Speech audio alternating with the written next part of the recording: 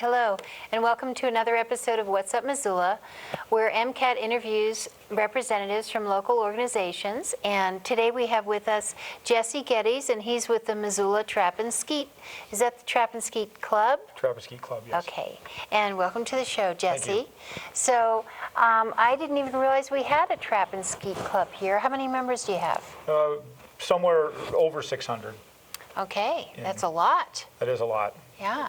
But we have room for more. All right. We would love to have anybody who's interested. We can get you out there. We can get a shotgun in your hands. If you don't have one, we'll find one. And we can get you shooting. You can see what a great sport this is. Okay, and so you teach safety measures.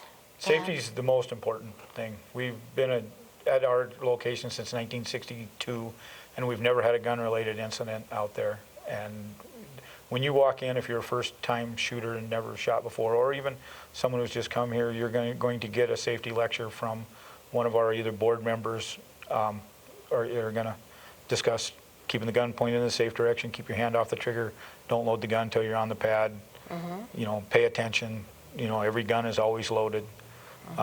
We pound safety till people are really tired of hearing about safety, but you can never be so tired, and that's why we've had the safety director we have.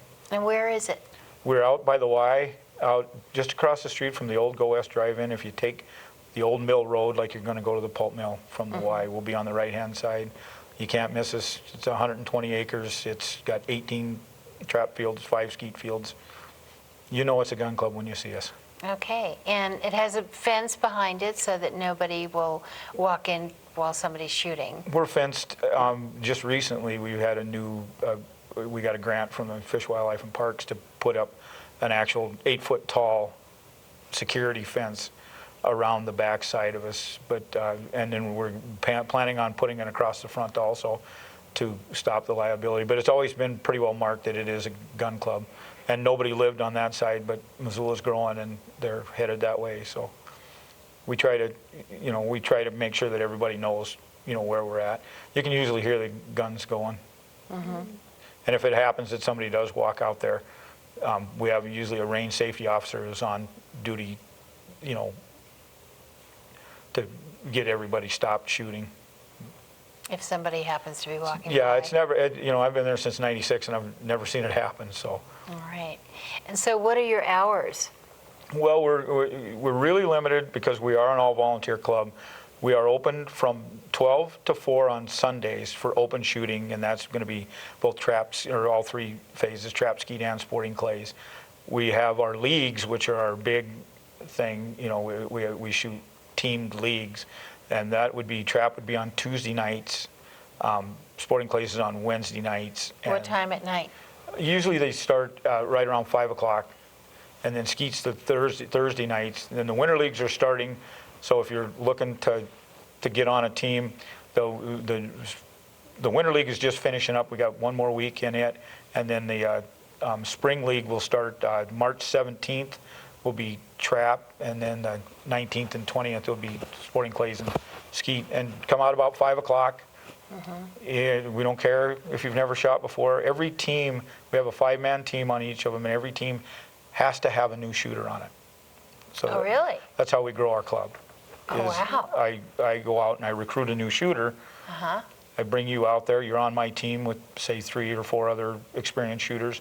We shoot the entire league together. By the end of that, you know, hopefully we've worked with you, made you feel a little more competent with a shotgun, and then try to get you on another team and keep people. We've had a great success rate with our new shooter program. You know, I started out as a new shooter. You know, a friend of mine shot. I came out. He said, "You'll like this." We went out and did it. I liked it a lot. You know, a few $1,000s later in guns and ammo and toys, and I'm still doing it. My son just now took up competitive shooting. How old is he? Well, he's 26 now, but he was 16 when he first started shooting with me out there. But he's just now took it to the next level where he's decided to shoot competitive. Doesn't matter, you know, man, woman, or child. If we can get a shotgun fitted to you, you're welcome to come out and shoot with us. We had a great women's program that's really growing. We can always use more. Instructions available. We will get you. We have 12 certified coaches out there through the National Rifle Association and then the National Skeet Shooting Association. All of us have been through a training session, so we can safely get you out there, get a gun in your hand, get you shooting, and have you succeed, where you'll break targets. Okay. And so if a woman is shooting it, I mean, isn't there a big kick to your shoulder with a shotgun? There can be. We would put you into a gun. The key to not getting kicked by a gun is to have the gun fit you. Oh, okay. And that's one of the things we're trained in, coaches and instructors, is how to fit you into a shotgun that's not going to kick you. Okay. And then we can change ammo. We could put you into a smaller gun, which would be a 20 gauge. And, you have 4 different guns that we shoot out there. The 12 gauge, which is the largest, and it's the most common gun you'll see out, and it'll kick you. And then the 20 gauge, a little smaller gun, still will break the target. 28 gauge, a little smaller yet. And then the 410's the tiny gun. And I wouldn't advise anybody to come out and start trying to shoot skeet with the 410. You don't put very many BBs out there, and it can make it, you want to break targets. People, we bring them out there. So the target has to be blasted by whatever you're shooting. Yeah, you have to hit it with the BBs. Right. And so what does it mean by gauge? that's the size of the shell. Okay. And basically, gauge is how many BBs, actual BBs, it takes to stack up. And basically, there's a way that they'll tell you. And 12 gauge being the largest. 410 is actually not a gauge; it's a bore. But there's a lot of stuff that you don't need to know to be successful out there. All right, don't tell me if I don't need to know. You just come out there. We will put you in a gun that fits you, that's not going to kick you, hurt you, because we want you to come back. We're going to put you in a position to do it. I've done skeet shooting years ago, but I really did love it. I don't know why. I was good at it. I guess that's why I liked it. But I would never be able to kill anything. I don't care if it's a bird or a bat, or there's just no way. And so that really is not the goal of this club. Not it's at all. We are a trap and skeet club. We are not a hunting club, although the vast majority of our members do hunt. But and they hunt birds. Hunt birds Specifically, right? And they'll hunt other things too. But this, shooting the one thing that this will do for you is it will make you a more competent hunter if that's what you chose to do. So you're not going to wound as many animals. You're not going to have a lot of crippled birds flying around out there, because you're going to be able to kill them, with one shot. But again, we have guys that hunt. We don't promote hunting. Our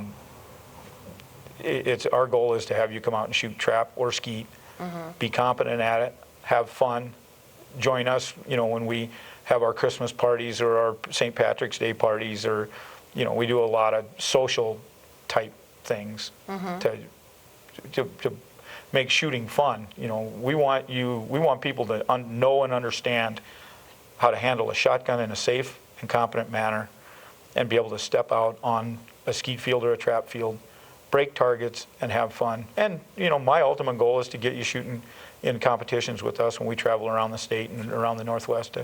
That's my personal goal. That's not the club goal. That's my goal. I love this sport. You meet some of the greatest people in the world. We have doctors, lawyers, construction workers, nurses. You want the cross section of America out there. Come out to the gun club. There will be everybody and anybody out there.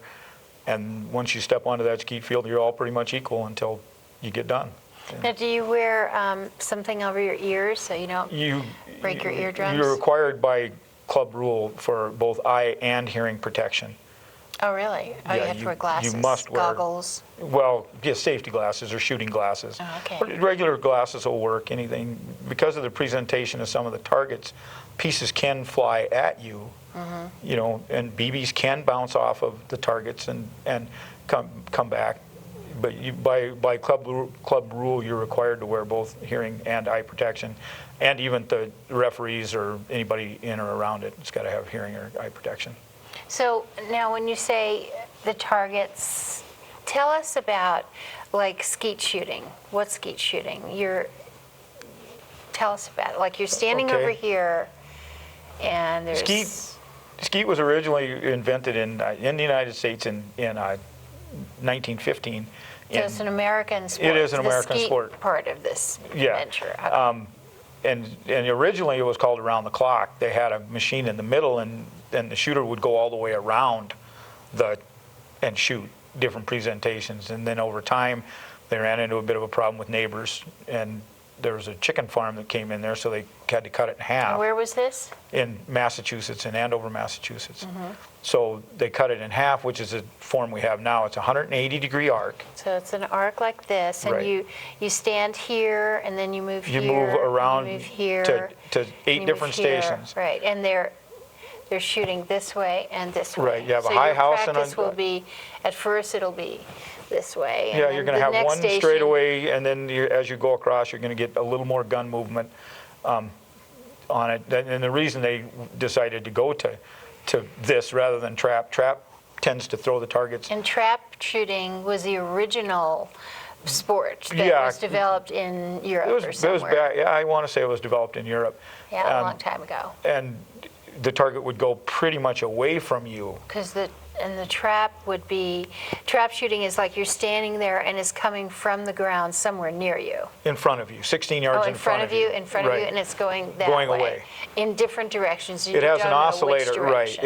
It has an oscillator in there that goes back and forth, 17 and a half degrees left or right of center. So you're like, you have to be ready to go whatever To go direction you whichever see way it. it is. And It's a lot Gotta more get it. subtle movement in trap to get to the bird. Skeet is a pretty violent gun movement. You're going to have to move the gun a lot to get in front of a skeet target. In trap, you're not going to have to get as much in front of the target as you're going to have to wait to know where it is. So, to say it's at 16 yards, that's when it comes out. Then when you call pull, which means throw the bird, it's coming. and there's a great story between how pull actually evolved. Came from shooting live pigeons originally. Oh, And they would put the pigeons in a box in the ground and they'd with a pull it lid, open. Yeah. with a cord that went over there, and when you would yell pull, they would pull the lid off of it, and the That's where pigeons that would fly term out. Came from. And Where did this term skeet come from? Skeet was, they had a contest to name the sport in 1926, and skeet is Scandinavian for shoot.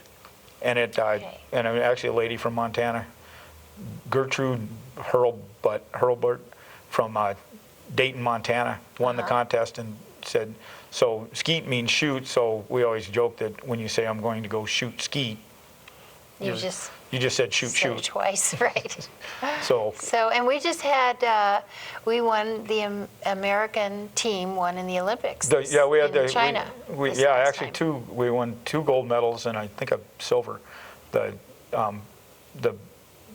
American skeet men's division was won, and I can't remember his name. I want to say it was Hathcock, and he beat a guy out of Brazil in a shoot-off to win it.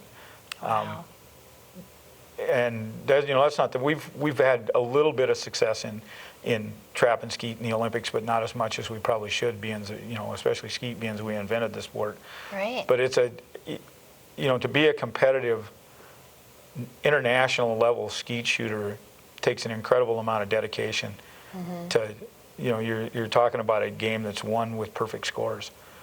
Even at our level, in the state of Montana, you shoot 100 targets in a registered skeet event, and in Montana, you better break 100 out of 100 or you're probably not going to win.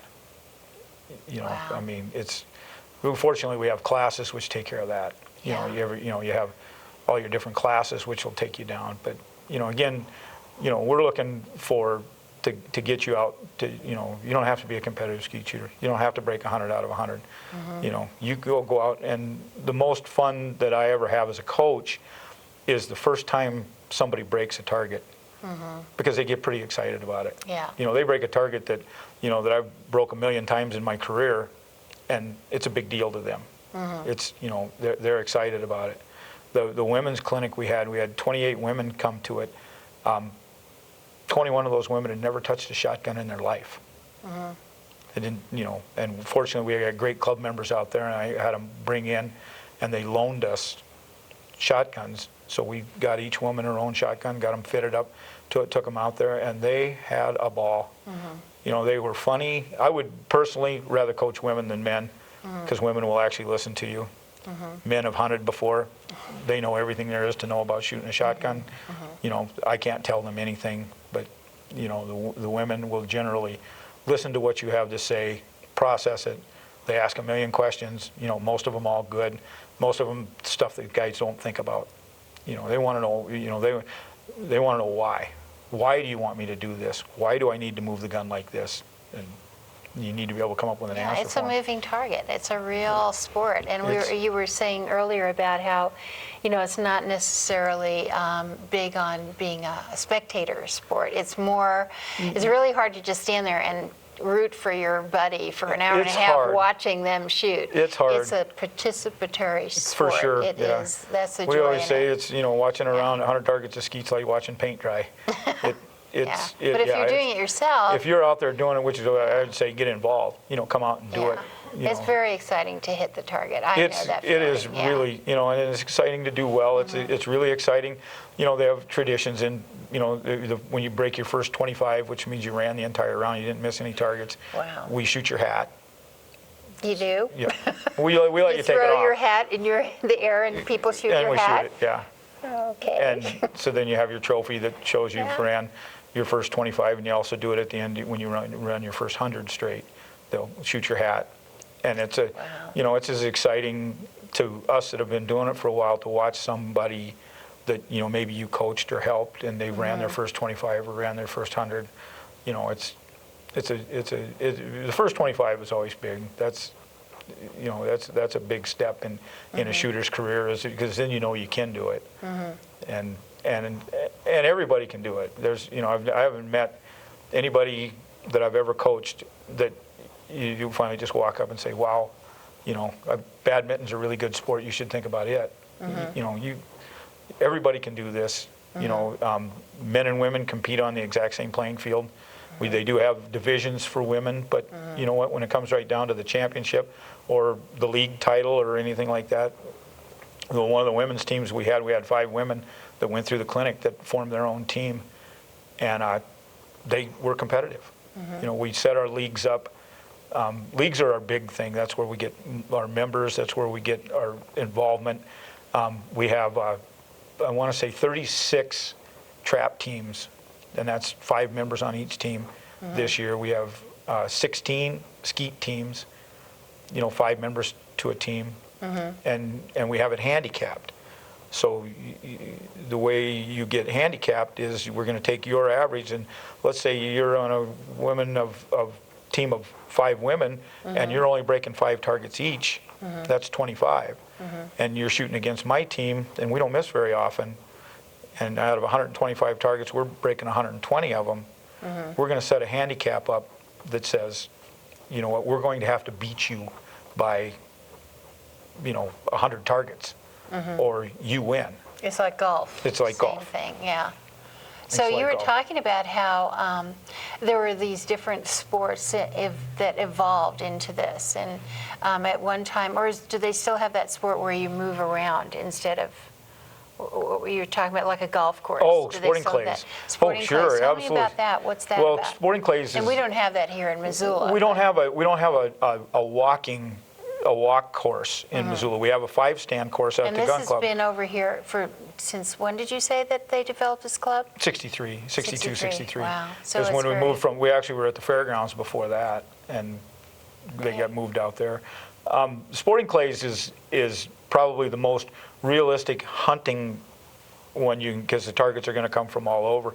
And when at a walk course, it's, you know, I say it's 18 holes of golf with a shotgun. You're going to walk from hole to hole, from trap to trap, and at each one it's going to throw you something a little different. It may throw a rabbit, one that bounces across the ground. It may throw a teal that wow. goes straight in the air. You know, and it'll always throw a pair. It'll throw a target from here and a target from there, and you walk around and shoot it. And it's a lot of fun. It's very hard. You know, you don't see tremendously high scores. You know, hard pressed to see somebody go out and break 100 straight. It seems clays like that target. would be dangerous because, I mean, is there other people on the There are other course? people on the course, but the way they lay them out is your firing positions are always never firing at another station. So, there's no shotgun sport out there that or course or that is not safe. It's one of the safest things you can do. They have it set up to where each one is just shooting in a direction that's not shooting at another station. And the courses that I walked, the one in Polson, is in the spring is as pretty as you could ever ask for. You walk the entire course there. You get some exercise. You get to spend a nice day with your friends. You get doing something you like. Now, is that one where you would shoot with a different gauge, like a less, Most of the time you shoot that one with a 12 gauge. Really? Just because the targets are coming from all different ranges, and the 12 gauge is the most effective against anything you want to shoot. So are you supposed to wait, it takes off and you're supposed to wait until, you don't shoot it right where it's taking off from. Right. You need to wait until and follow it and then shoot. There's lead, there's a lot of things involved. The human eye has a hard time picking anything flying. Skeet target or trap target comes out at 47 miles an hour. Oh, wow. The human eye can't pick that up that fast. So when we just get sort you of out be there and waiting start for it. when we get you out there and start coaching you, we'll talk to you about the three different things that your eye sees. It's the flash, the target, and then the shootable target. And the flash is when you first see it. The target is when your eye has actually picked it up, and the shootable target's when you've put your lead on it and you're going to break it. All right. And it comes in a hurry. If you come out and shoot a few times with us, it comes in a hurry. Well, now how do you make your membership membership dues? How do you raise money for your organization? You say you sell the targets and right. That's how You shoot for the members. you have to pay for a round of skeet, pay for a round of trap. We try to keep we're a nonprofit organization. We're not necessarily out there trying to make money. but just to maintain We try to everything. keep our target costs so that we can keep our club as nice as it is. We do have several shoots a year. We have the largest trap shoot, Mother's Day weekend. We have a large skeet shoot the first weekend in July, and we make money off of those. We make money. We sell beer only after you're done shooting. Can't have a drink before. You cannot drink before Beer you and shoot. wine, did you say? Yeah. Yes, you cannot drink before you shoot. Okay. If you are spotted by any one of the members, and we have the most safety conscious members in the world, if you do something unsafe, it's not the job of the board of directors, and it's not the job of the range safety officer. It's the job of every member to come up and tell you, you just made a mistake, and please don't do it again. How many people show up for that Mother's Day event? 300. Oh, that's good. 300 trap shooters, basically each one of them shooting about Do 1,000 you have targets. to wear a certain outfit for your trap shooting? You'd think that when you come out there sometimes that there's quite an ensemble on there, but no. Most of the time all you need to do is you need to have a place to keep your shells, so you can, a pouch usually or a vest.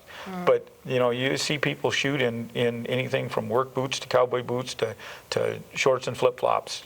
And it's whatever you're comfortable in to shoot. That's, we don't have a dress code out there.